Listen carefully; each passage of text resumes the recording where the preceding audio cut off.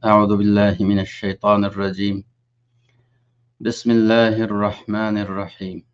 الحمد لله. الحمد لله رب العالمين والعاقبة للمتقين.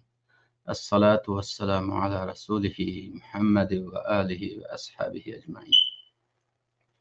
Bütün hamd sanalar, maqtaşlar ve alqışlar alemlerin yaratquchisi, yo'qdan bar qilg'uvchisi Allohga xosdir.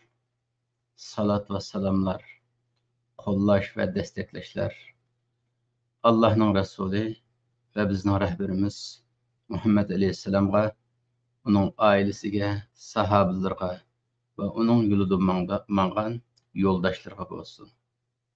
Ve yaxshi akıbet, yaxshi muvaffaqiyat ve neticeler hushyorlarga olsun. Assalamu alaykum qadrlik Sharqiy Turkistonlik qarindoshlar. Bugungi suhbatimiz Sura Baqaraning 155 ayetinden devam qilamiz. Allah bu ayette shunday deydi. Bismillahirrahmanirrahim.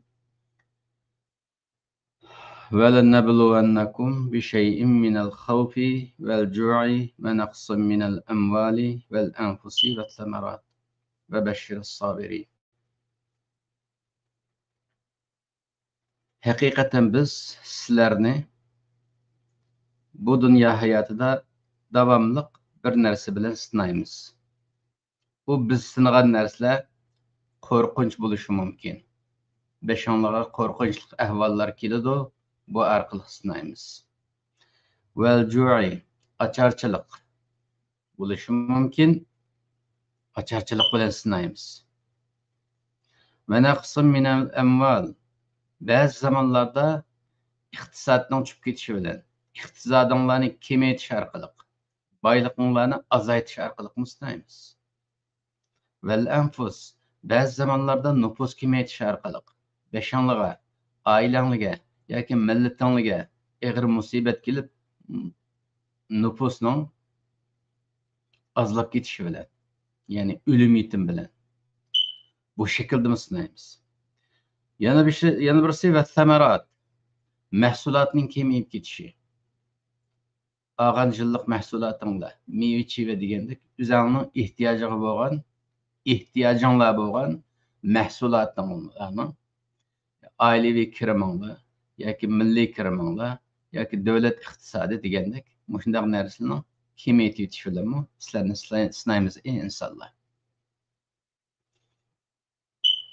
Shuning uchun bu kurash yo'lida bu sinoqlarga chidaganlarga bishoratlar bo'lsin. Bishorat bergin. Bu sinoq yo'lida, bu imtihon maydonida imtihonga chidagan, chidab bu yo'lni davom qilgan insonlarga xush bishorat bergin. Bularga müjdeler, bishoratlar bo'lsin deydi Allah. Endi Allah bu oyatni boshlagan vaqtda qarindoshlar lam qasam bilan nun ta'kid bilan boshladi. Ya'ni qasam qilib turib, ey bandalarim, mening sizlarni bu dunyoda sinaydiganligim keskin, aniq. Bu muqarrar.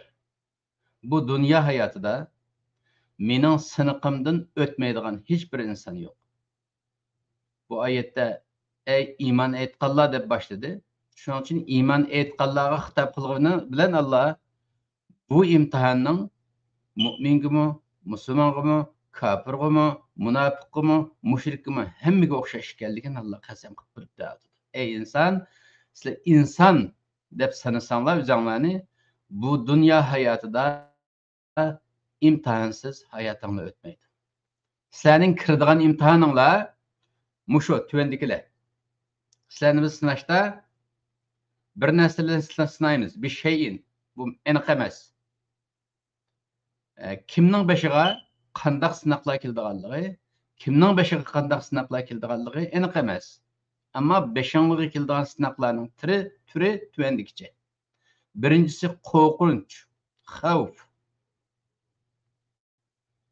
İkincisi açarçılık, iqtisadi tüvellash, nüfusning tüvellab ketişi, anandaki mahsulotning tüvellab ketişi. 5 narsadan sizlarni sinaymiz.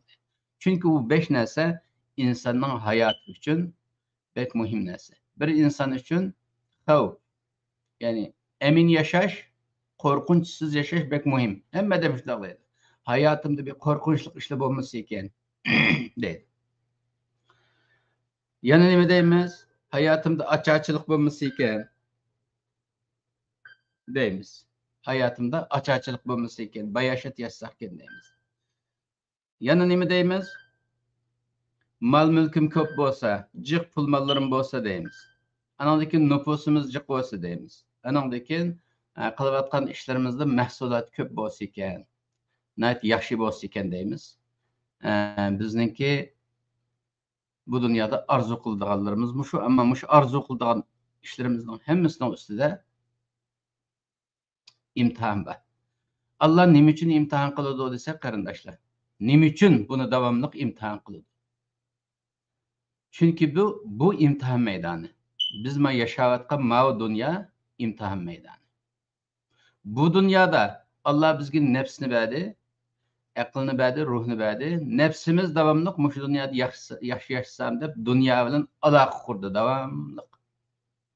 Mal dunyoga aloqa qurdi, shu dunyoda xotirjam yashasam deydi.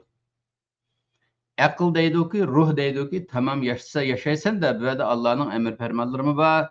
Bu dünyada yaşaş üçün kelmedin. Bu dünyada ahiretini kazanış üçün, Allah'ın rızasını üçün kazanış üçün geldi. Şunun için ahiretki işleysen deydi. Bu yerda hem de nefsimiz bilen bir uruş meydan geçildi. Bu uruşta nefsimizle takabül turup, nefsimizni yenip, beşimizga yuqorida deyilgan baloyi afat musibetler kelsinmi, bu dunyodagi kurash maydonida kurashga atlanarsak, dushmanga qarshi kurashga atlanasak, bu musibetler beşimizga kelgan taqdirdami, musibetlarga sabr qilgan muddatcha sabr qila olsaqlar savobimiz qatilinib savobimiz jiqlagan siri ruhimiz pokizlanadi, ruhimiz kuchlanadi, ruhimiz yuksak holatda turadi. Şunun için imanı kuşluk millet, imanı kuşluk Müslümanlarda beşiğe musibet gelse, musibet perva kılmasın, Allah rızasını da üzünün bu dünyadaki körüşüne devam kılıdı. Nefsigi mağlup boğallar çoğu. Nefsigi mağlup boğallar xevften korkudu. Bu korkunç bunda kılsam Xitay öldürmesi çoğu. Hazır Şarkı Türkistan halkının beşiğe kilovatkan bir enerjilik korkunçluk balaya afet kallamizni kilib oladigini, bizni kurash maydonidan to'sab qo'ydigini davomli Xitoy qo'rqisi.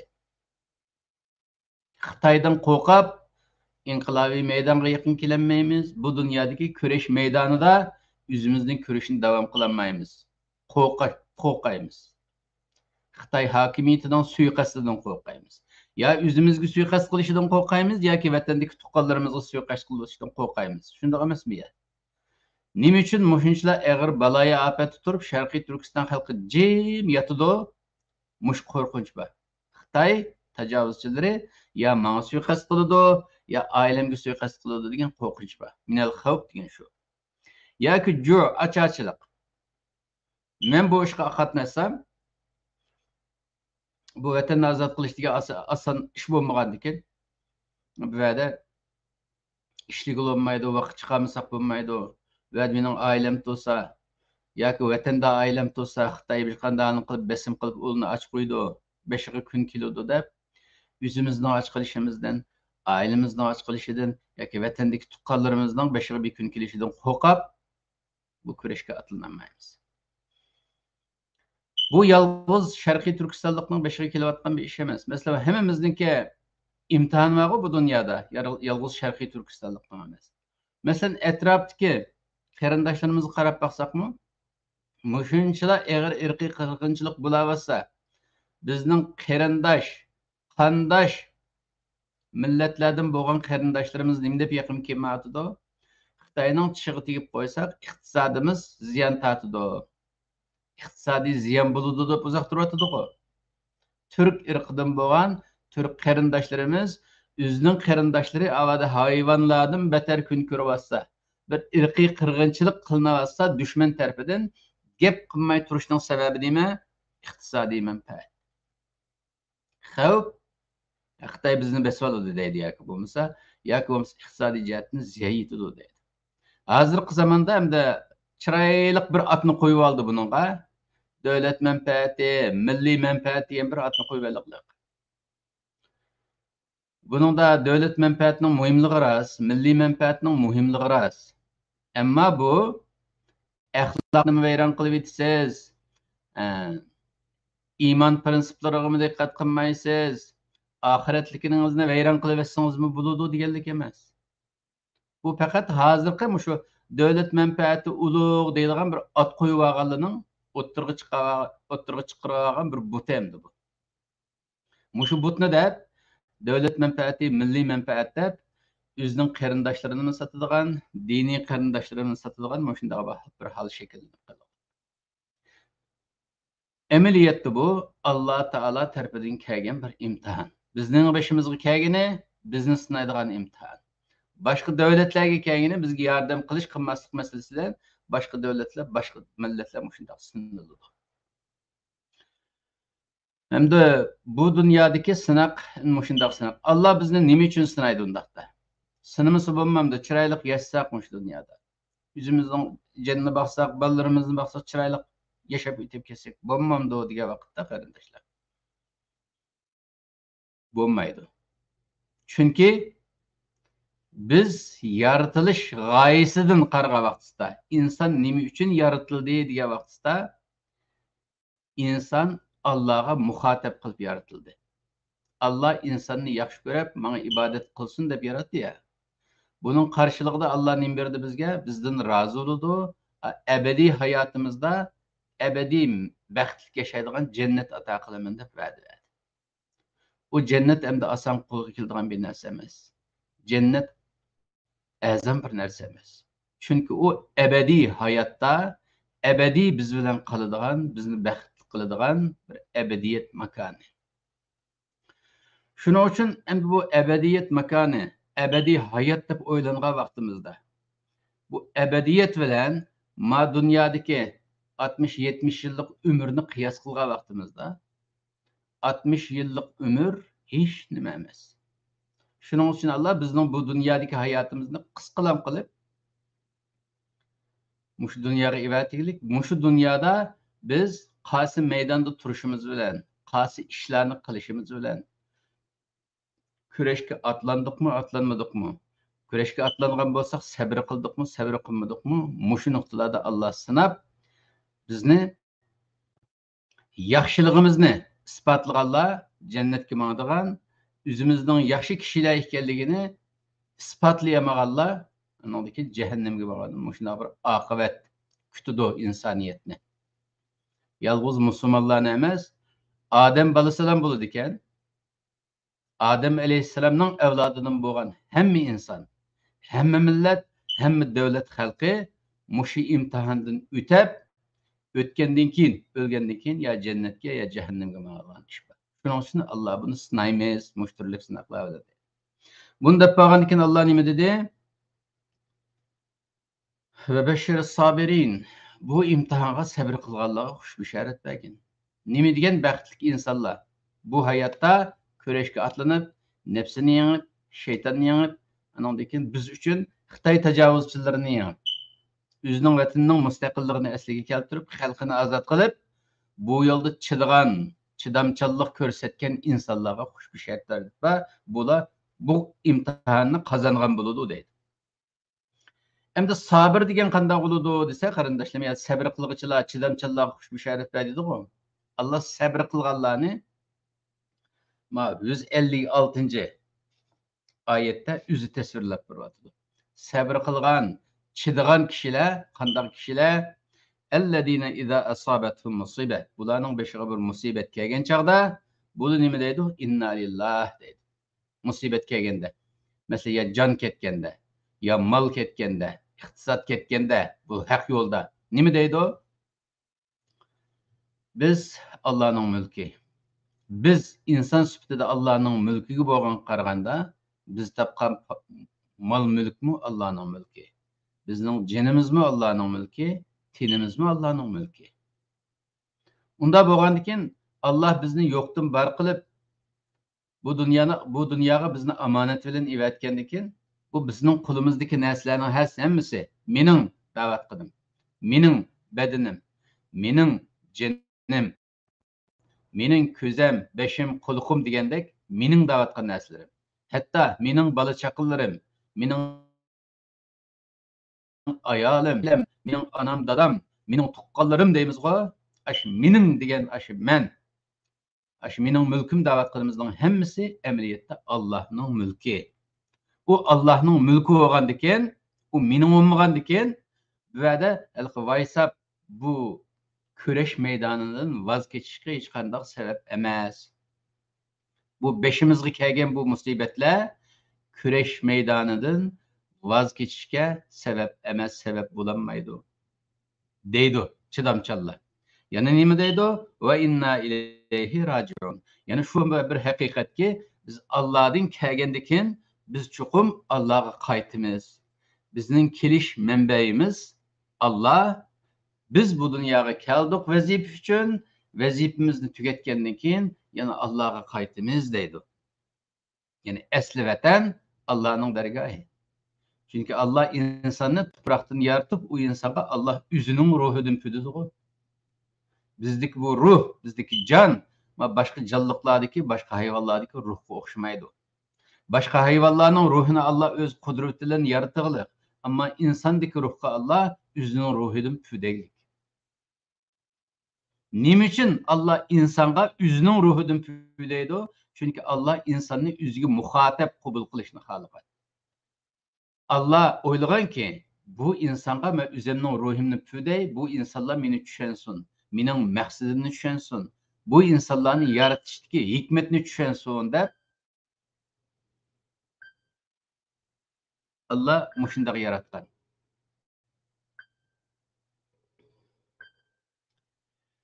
Endi bu insonlarda endi mushunday aqida bo'lg'achqa, ularga musibat kelgan vaqtda biz Allohdan keldik, Allohga qaytamiz. Ya'ni qo'limizda bor bo'lgan, bizga mansub bo'lgan narsa hammasi Allohga oid deb qaragan bo'lg'achqa, bu beshiga bu musibatlar kelsa hech qachon nima qilmaydi, vaysimaydi, kurashga davom qilaverdi. Ulaika alayhim salavatun min rabbihim ve rahme. Mana mushundoq beshiga kun kelsimu, har qanday sinoq beshiga kelsimu, bu sinoqlardan vaysimay, bahona sabab ko'rsatmay, to'xtab qolmay davom qilganlarning ustida ularning Rabbidan kelgan salavat ularning ustiga bo'ladi deydi. Salavatni nima deb tarjima qilgan? Nabiyam boshda as-salatu vassalamu ala rasulih degan yerda aman esenliklar, qo'llashlar ve destekler deb tarjima qilgan tuqqu mana mishadiyana. Mushundoq sabr qilganlarga ularning Rabbidan qo'llash ve destek keladi deydi. Ve rahmet keladi, merhamet keladi deydi. Allah bu turdagi insonlarga ish chaqirtib, garchi gunohi bo'lsa-mu, gunohkor bo'lsa-mu, nurg'un qilishga tegishli ishlarni qilolmagan bo'lsa-mu, Allah bularga marhamat qilib, butun destek ve qo'llashlarni bularning ustiga yog'dirdi. Qarindoshlar, biz davomli kallamizga keladi ya. Biz musulmon bo'lsak, bizning beshimizga bu musibat nima uchun keladi? Xitoy kafir bo'lsa, biz musulmon bo'lsak, Alloh nima uchun bunga izn beradi? Nima uchun shunchalar ishlar olib kelsa, Alloh gap qilmaydi deymizmi? Allohning gap qilmasligi bu dunyo imtihon maydoni. İmtihanımız şu Xitoy bilan kurash qilish imtihon. Allah deydi ki, ey bendim kurash qil. Mush kurash qilib, Xitoy qarshi tursang, imtihondan o'tsa, qarshi kurashga atlangan vaqtingda, bu kurashda sabr qilgan vaqtingda, anandaki men seni desteklayman, men seni qo'llayman deglik Allah. Endi biz ahvolimiz qarab baqsak, 75 yilni yoqqa Xitoy ostida ingrab yetyapmiz. Ama millat sifatida dast turib o'g'inaldikmi?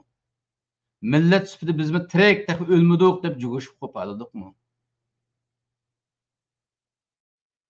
O'zimizning mustaqilligimizni asliga keltirish harakatimizga, o'zimizning hurligi uchun, o'zimizning mustaqilligimiz uchun, o'zimizning baxtimiz uchun millat sifatida sakrab tura oladikmi?